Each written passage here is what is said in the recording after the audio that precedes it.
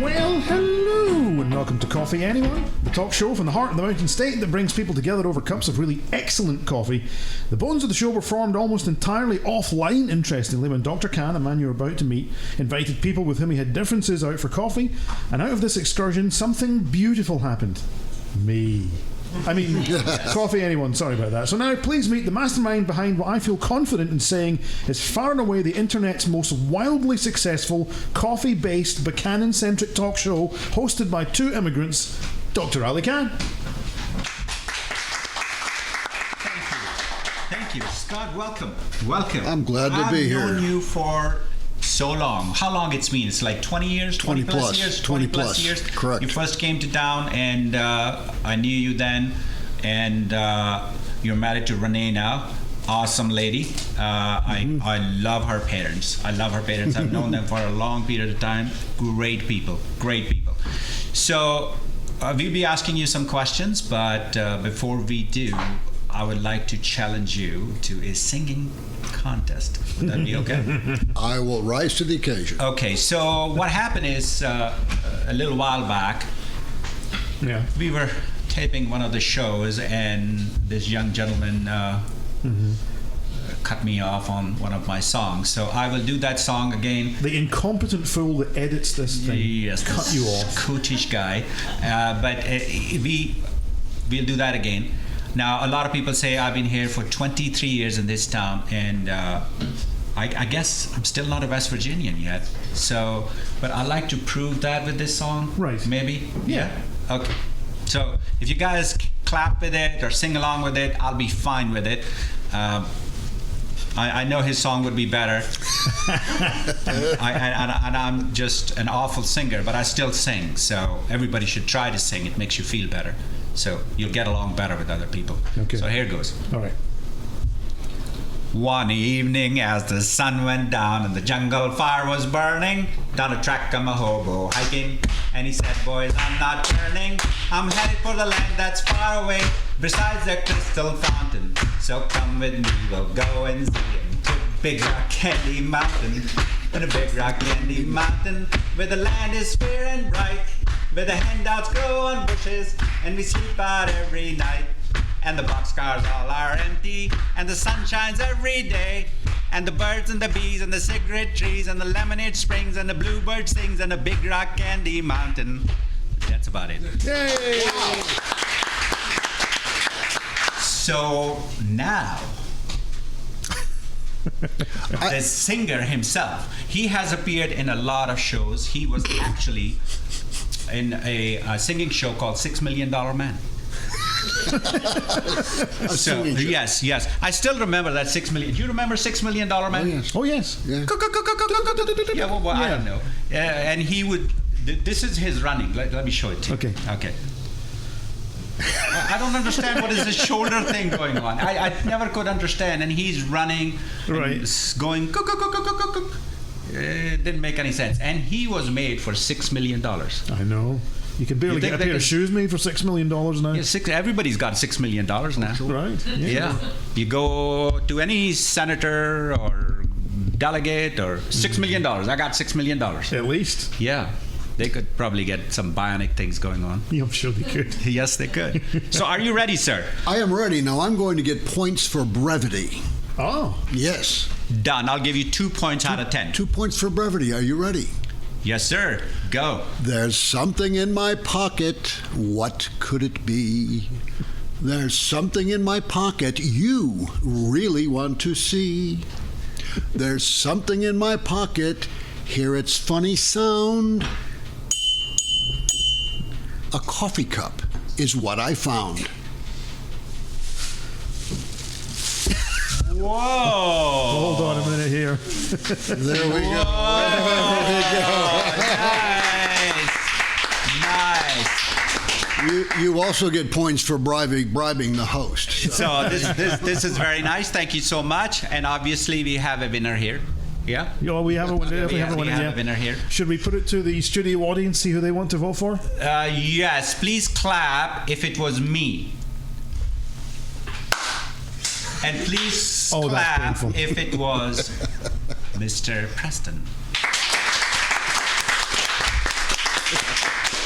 You know, Thank you. very Thank good, you. Mike. it's Thank very, you. Thank very you. wounding, but refreshingly honest. Yes, it's very honest. Yes. I never claimed that I was a good singer. Right. But I sing it anyway. Exactly. Because I always think that somebody will say, go that guy, see this show where he sings silly songs. Right. So that's the whole point. Yeah.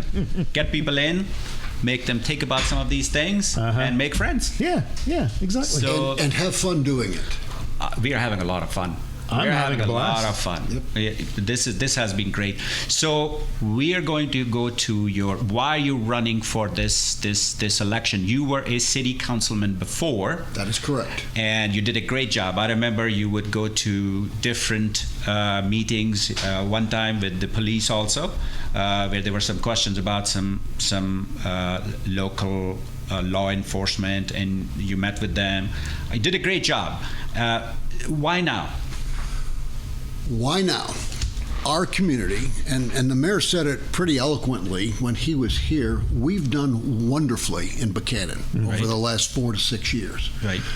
Our community has grown, it's prospered. Matt Kerner, one of my friends on a previous show that you had, talked about how other towns and municipalities say, we want to be like Buchanan. Exactly. And I want to be part of keeping that going. I want to see the vision that we have long term continue.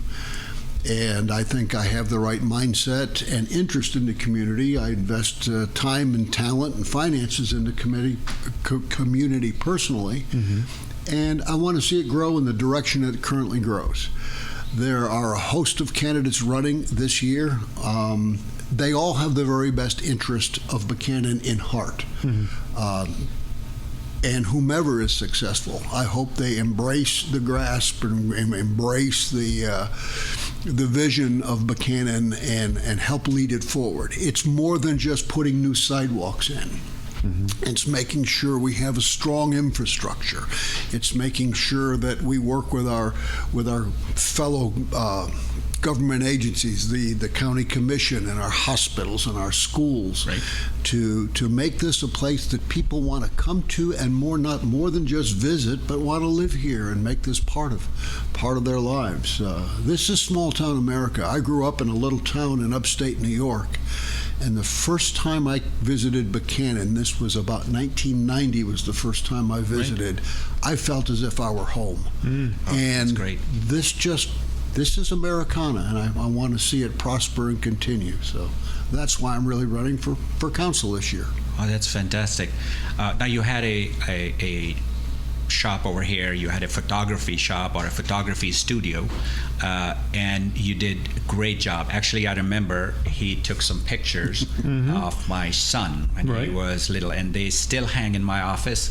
And when you closed the shop, he actually got some of those pictures, some black and white ones, and he got it and he gave it to me. So that was great. And those pictures were great. I still have people coming and asking me, who did those for you? Yeah. And he was awesome. So he's a perfectionist. I know that. So if he gets into city council, I know he'll do a great job. So. Yes.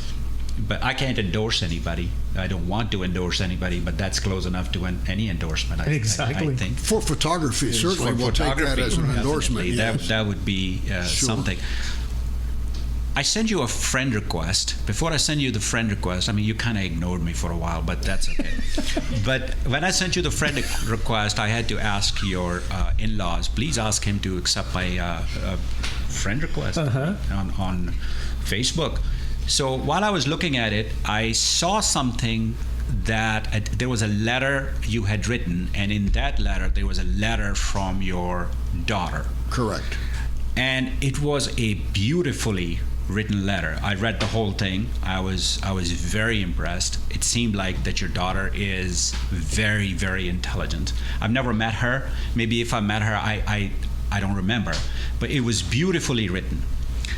And tell me about that letter, if you remember it, and did that have something to do with you running for city council?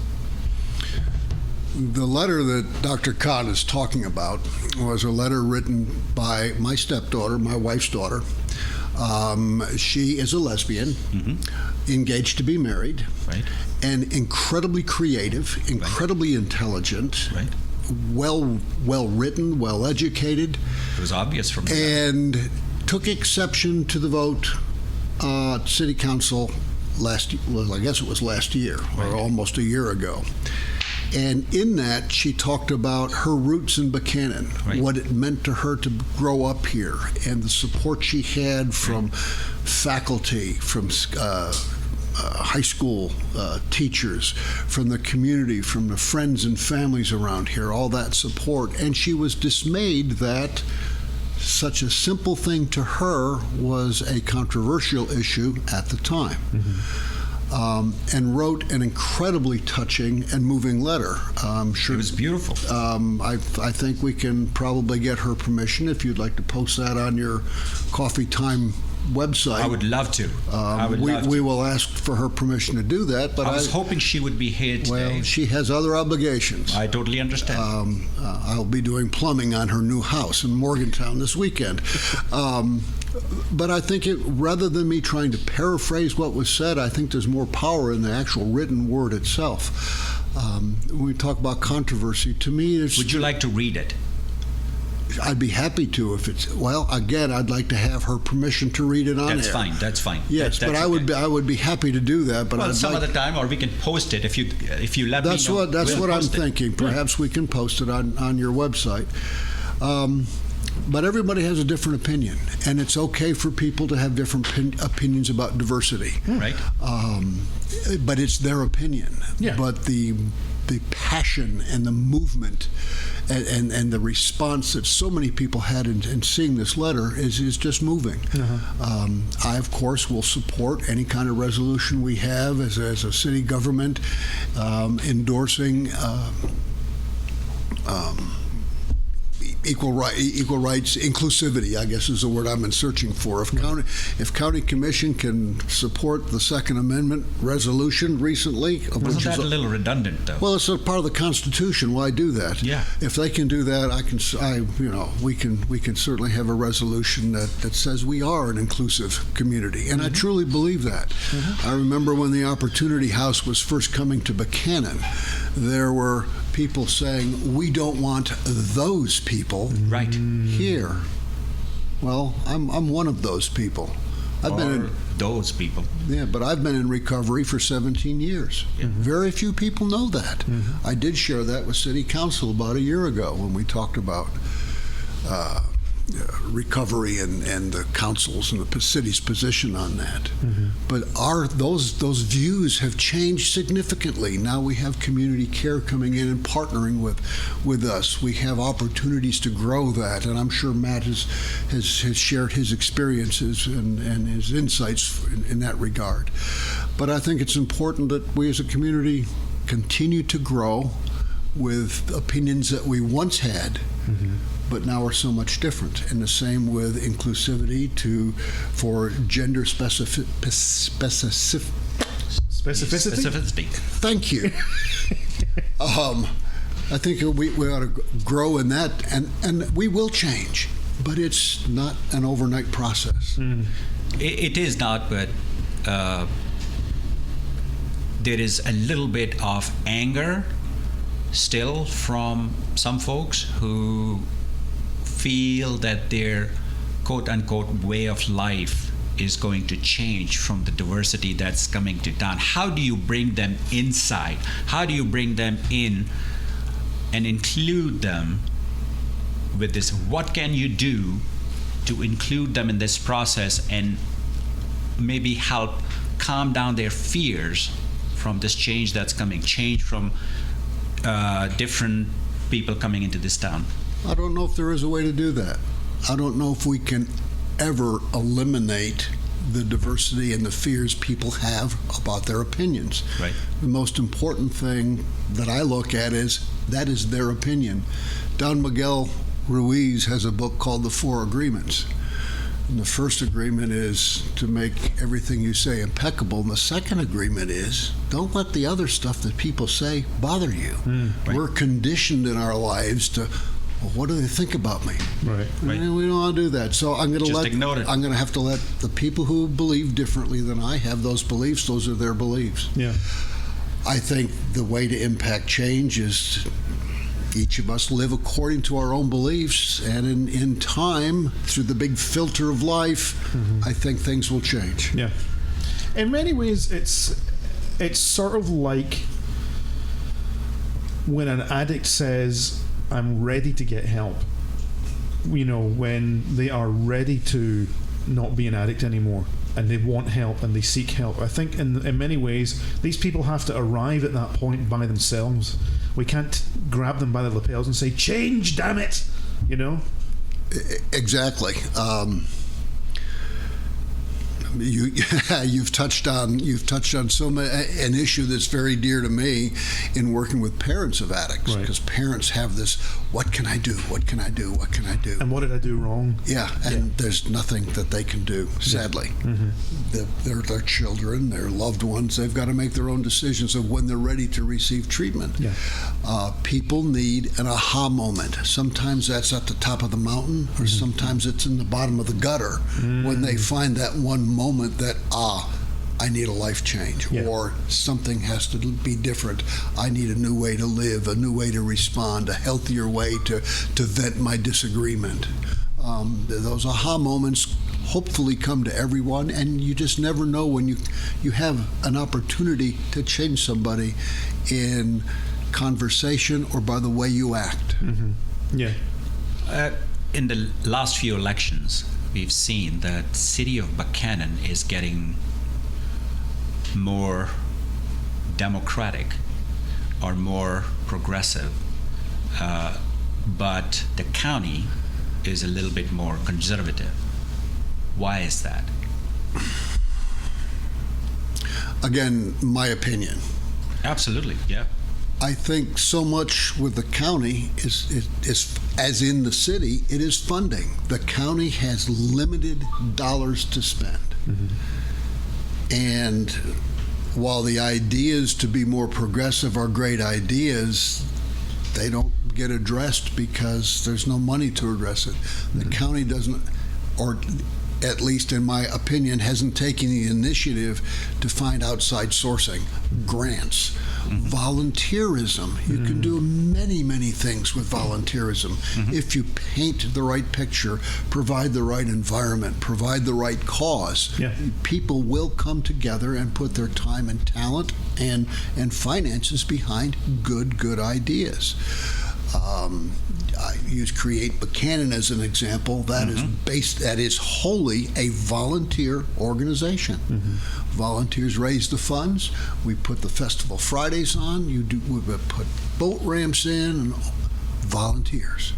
But it was painted the right picture. Created the right environment for it, and it took the right number of people to push electoral. People in power, people in government say, we'd like to do that, can we? They went to the city and got permission to do this. We went to the city and got permission to do that. We asked permissions in the highway department to put up different signs, to paint the sign poles downtown. They're painted black instead of the old aluminum colored things. But once you have people empowered like that and bring all the people together and just, I need a little here and a little here and a little here, pretty soon all those little pieces come together and you can do great things. I don't see that coming from our county leaders right now. I just don't have a good answer for why that might be happening. But it's happened because of collaboration and volunteering in Buchanan. And once they see that working, other groups come forward and do wonderful things in our town. They have to, I think, appreciate that, by saying something like, we painted the lampposts on Main Street to make it look better. And they look at it and they say, well, that's a waste of money painting the lampposts. Why are you doing that? And they don't understand that it's not about the lampposts that you're painting. It's about the overall look of Main Street. It's getting the wow factor. It's managing to get people like yourself who come to Buchanan, who look at it and they say, it's nice here, it's a sweet town, it's an arty town, it's a fun town, it's an incredible town, and I would like to come and live here. That's what we're looking for. Right. Exactly. Exactly. Yeah. You look at other towns in West Virginia, Lewisburg. There's several streets in Lewisburg. Oh, they're just so wonderful. Asheville, North Carolina. Right. Some of the places that actually have closed their main streets and have boulevards and arcades, and I can't see that. I just don't see the logistics here in Buchanan to make that work. Right. But something similar to that, outdoor cafes all around the town. That'd be wonderful. There isn't any Part of the vision. Yeah, there's no other place in the state that's like it. I agree. It's getting there. Now, one of the libraries that comes in the city is the Charles Gibson Library. Have you been there? Have you checked that place out? Not in a long, long time. I checked that out when I was on city council because there was a leak. Right. I have not. I go to the other library. So Charles Gibson Library, it's a nice library. It requires some funding. The last time I checked, they did not even have proper computers. Some of the books, they were not available. As a city councilman, what would you have? What ideas would you have to improve that library? We do have an Upshur County Library, and there was a controversy there. Controversy there, and we will come to that. But what are your ideas about the Charles Gibson Library? What can we do to help them out? When I was on council previously, I was looking for ways to save money. Right. And I said, we have this great county library. Just why do we need a second library? Yeah. Two libraries? Are we not combining resources? Right. And what I found out was there are a lot of people who yet use the library that I was not aware of. Right. So I would, as a council member, say, what's its utilization? Let's find out how many people are there. What can be done to maintain that? Is there an alternative building that it could go into? I just don't know. Yeah.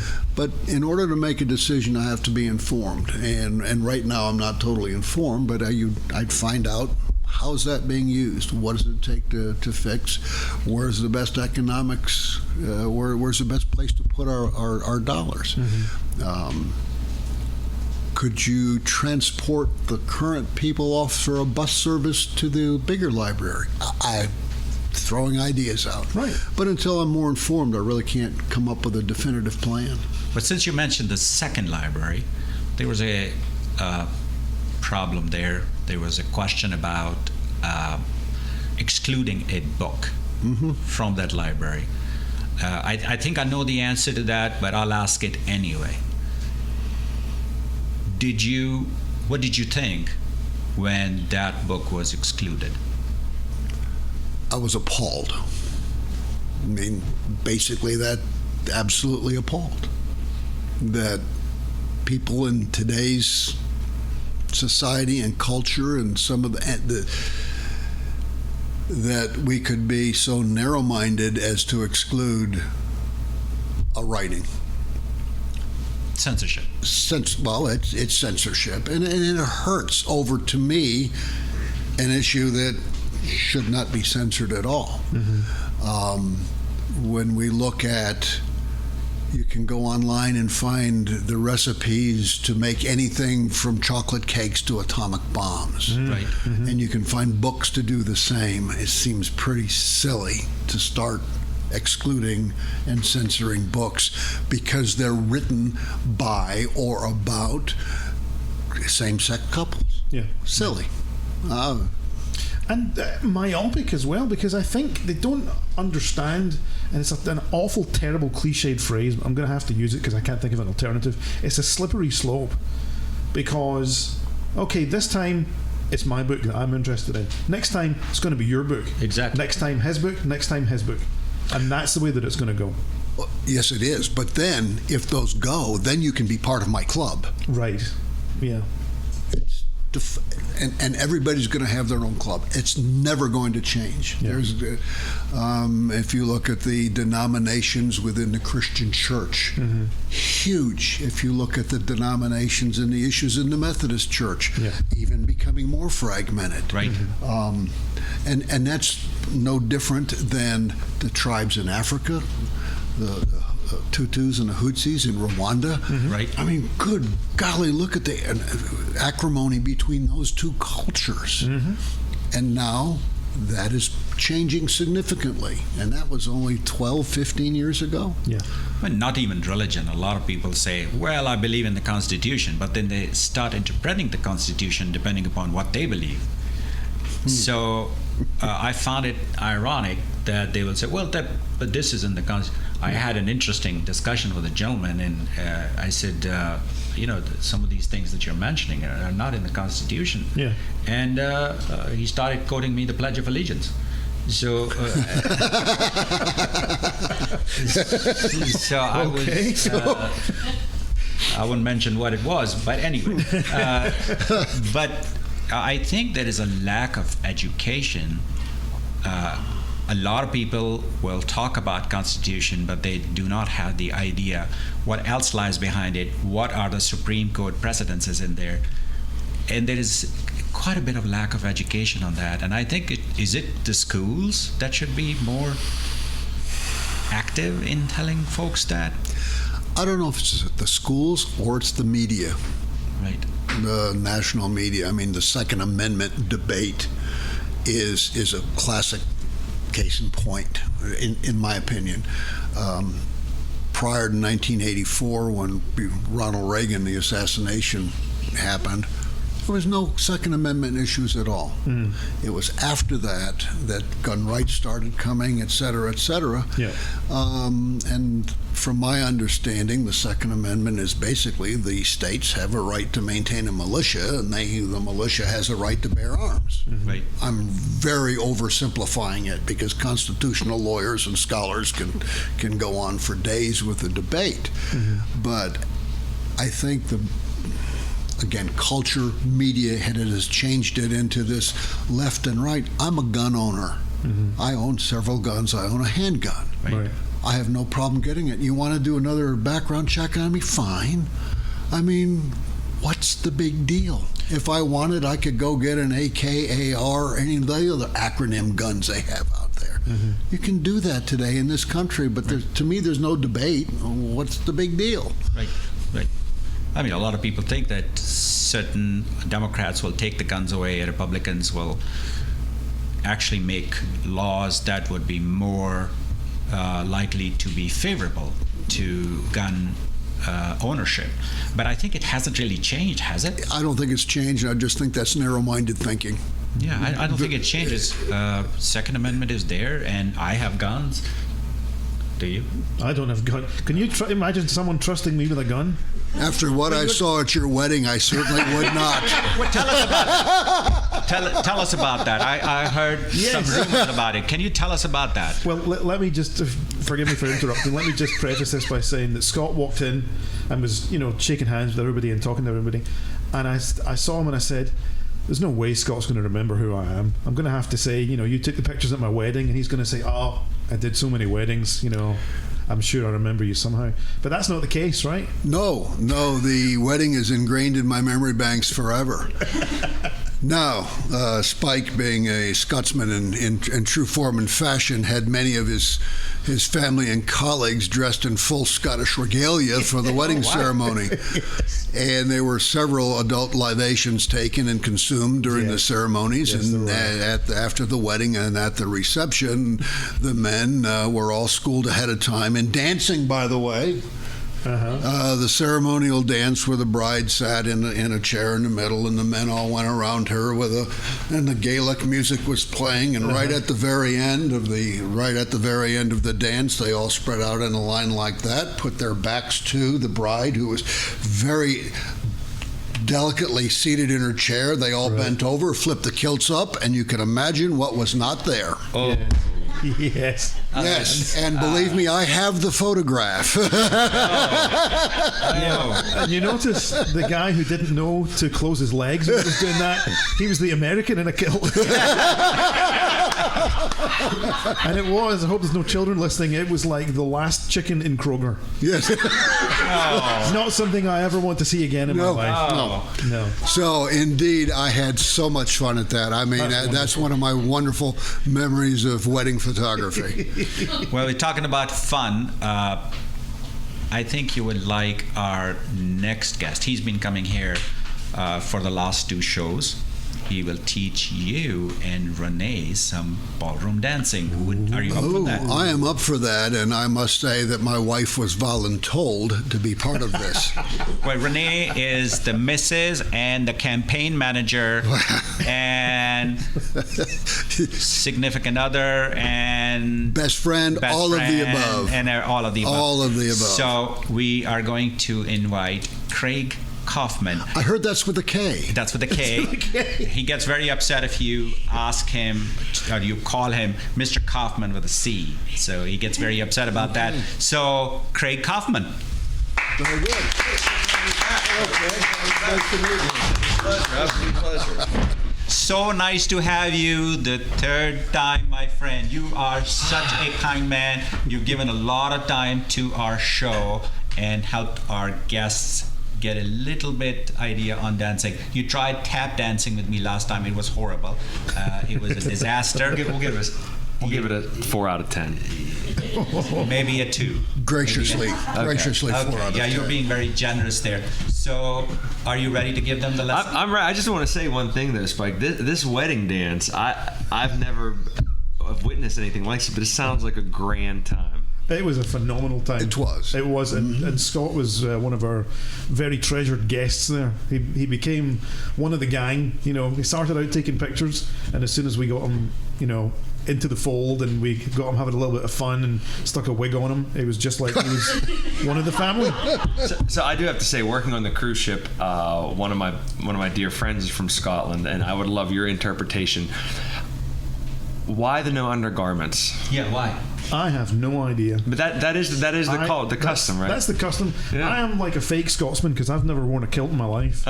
So it's a mystery to me as anybody else. I think it's something you can just tell people so you get attention from the ladies. I get it. Second question I have for you is, Okay. I'm your best friend. Why was I not invited? Yeah, that's a good question. I think because you weren't my doctor till after the wedding. Oh, yeah. So, Okay. yeah. So maybe could we renew our vows? Yeah, yes. Okay, have another one. We are the kilts people. Sign me up. We'll do a wedding reunion. That's what we'll do. I'll be there. Okay. That sounds like a plan. Yes. Should we? Shall we dance? Yes. Let's do dance. All right, let's dance. We're here with Craig Kaufman with a K, and these two we're gonna get them swing dancing today. So the swing dance is very fun, big band music, very resurgence in the '90s. You know, goes back generations. But we're gonna start with the basic. So right now, we're gonna think step, step, rock, step. Okay. So how we're gonna start is I want you two to face each other. Let's stay this way. Take hands. Awesome. So now, guys, what happens is, like all ballroom dancing, gentlemen, we always start with our left. Ladies always start with their right because they're always right. So what's going to happen is I want you both to sway. You're going to step this direction. So we go step, step. So don't even think step together. Just think it rocks the boat. Just rock the boat with me. Rock the boat. Rock. Yep, and keep your feet like in the same area, so we don't even have to bring it in. Okay, beautiful. So we got the bass down. So now we got to add the rock step. So we're gonna go step, step. We go rock, step. Exactly. So watch. That's called a ball change. So we're gonna take this right. We're gonna take your left foot. We're gonna go rock it back. Just go like this. Rock it back with me. Rock it back. Rock it back, rock the boat. So now we're going to fuse it all together. So now we go the whole thing. Let me step in for 1 second. Sure. If you would not mind.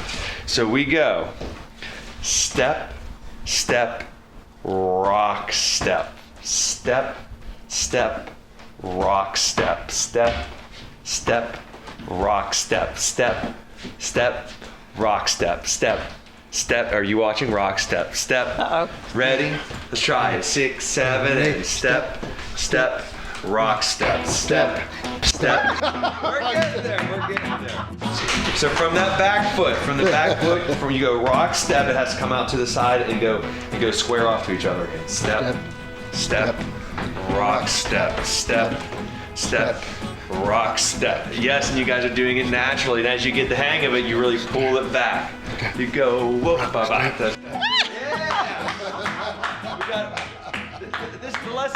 The lesson this episode is going much smoother than Dr. Khan's tapping. We're going to work on it. Shall we try with some music and we'll call it a day? Sure. Don't start getting our positions. I want Ready? So listen to our rhythm.